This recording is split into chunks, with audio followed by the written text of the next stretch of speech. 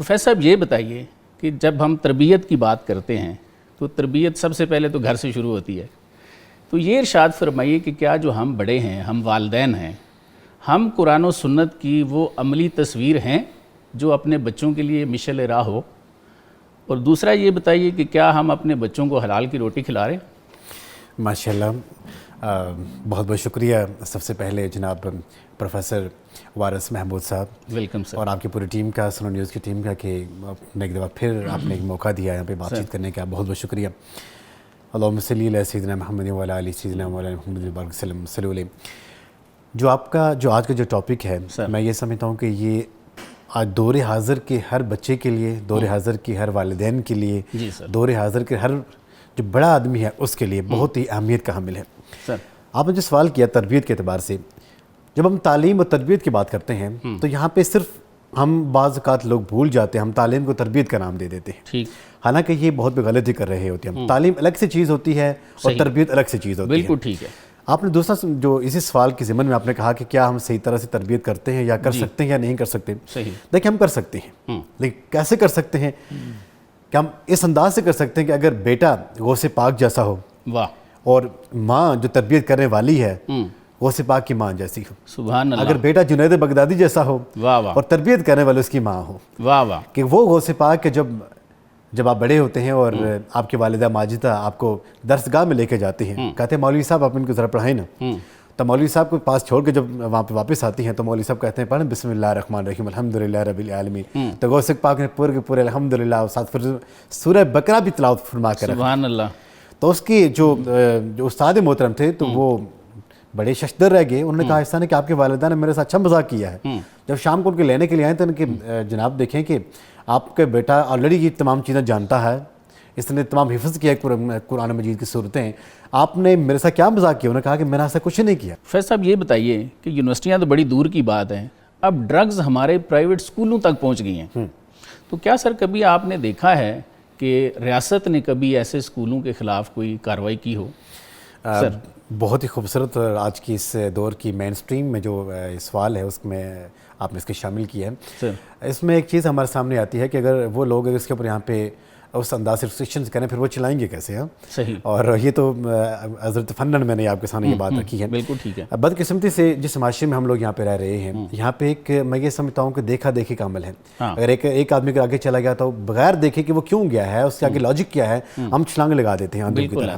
ہمارے private schools and colleges میں maximum میں یہ کہوں گا کہ موسٹلی جو یہاں پہ میجر تعداد میں ایسے بھی ہیں جو صحیح طرح سے رجسٹریشن کی اپنے لاز رول فالو نہیں کر پاتے. بالکل ٹھیک. جب وہاں پہ رجسٹریشن کی ٹیمز وہاں پہ جاتی ہیں تو فیک قسم کی ان کی لائبریری سامنے آتی ہے، فیک قسم کا ان کا اسٹاف سامنے آتا ہے، فیک قسم تنخواہیں سامنے آتی ہیں، فیک ایکٹیویٹی وہاں پہ ہو رہی ہوتی ہے. حالانکہ جو سال کی 11 مہینے باقی ڈیز میں ایسا کچھ بھی نہیں ہو رہا ہوتا، کیونکہ انہوں نے وہاں پہ بزنس کرنا ہے. ان کا یہ قطعی یہ نقطہ نظر نہیں ہے کہ ہم نے اس کام کو بنانا ہے، اس کام کے معمار کو ہم نے تیار کرنا ہے. ان کا مقصد یہ ہے کہ پیسے کس طرح آئیں، زیادہ سے زیادہ ایڈمیشن کس طرح ہم یہاں پہ لیں، اچھی فیس کس طرح تھوپیں.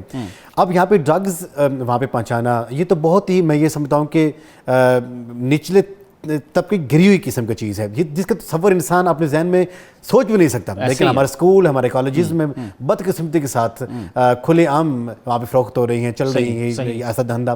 کیونکہ اسکول اور کالجز ایک ایسی ہمارے درسگاہیں ہیں جہاں پہ ہم اپنے بچوں کو بلیو کے ساتھ، یقین کے ساتھ، 100% فیتھ کے ساتھ بیچتے ہیں کہ وہ لوگ ہمارے بچوں کی وہاں پہ تربیت کریں گے.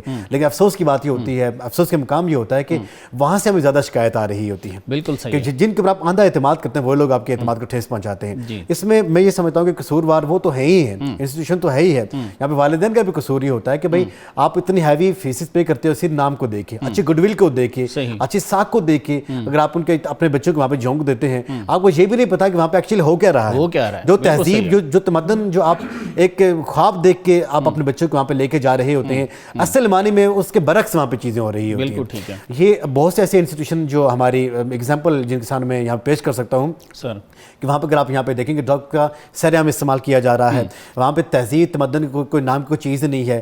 بڑوں کی جو رسپیکٹ، چھوٹے سے پیار کا نظام ایسا کچھ ہے ہی نہیں, کوئی سلسلہ یہاں پہ نہیں ہے.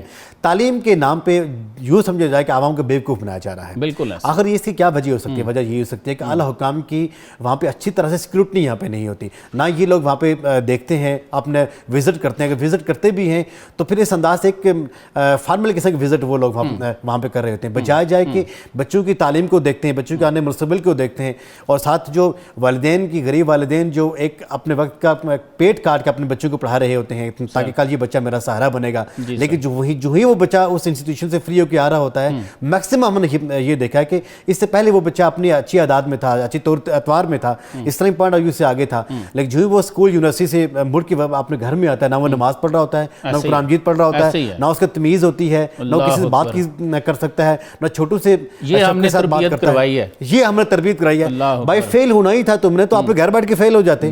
اگر وہ بچہ اگر ہمارا ایتھیکلی وہ اتنے گراوٹ کا شکار ہے, پھر پیسے دے کے ان کو گراوٹ کا پھر تو کس انداز سے کنسیڈریشن ہے ہی نہیں نا کہ آپ پیسے دے کے اپنے بچوں کو اس حد تک اخلاق کی پستیوں تک پہنچا دیں. تو میں یہ سمجھتا ہوں کہ یہ جو فیلئر ہے باعثیت قوم, یہ ہم سب نے یہ سوچنا ہے کہ جن انسٹیٹیوشنز ہم اپنے بچوں کو بھیج رہے ہیں, نہ صرف ہم ان انسٹیٹیوشن کو بلیو کریں بلکہ اچھی طرح سے چھان بین کر لیں. جو اس سے پہلے جو بیچز فری ہوئے ہیں ان کے والدین سے جا کے ملیں, ان اسٹوڈنٹ سے جا کے ملیں, اس انتظامیہ سے جا کے ملیں. انتظامیہ شاید آپ کو غلط بریف کر بھی لے, لیکن جو اسٹوڈنٹس ہوں گے, جو اس سے پہلے جو والدین ہوں گے, وہ کبھی بھی آپ کو مس گائیڈ نہیں کریں گے. وہاں سے ٹرو پکچر بندے کو نظر آ جاتی ہے. بالکل ایسے.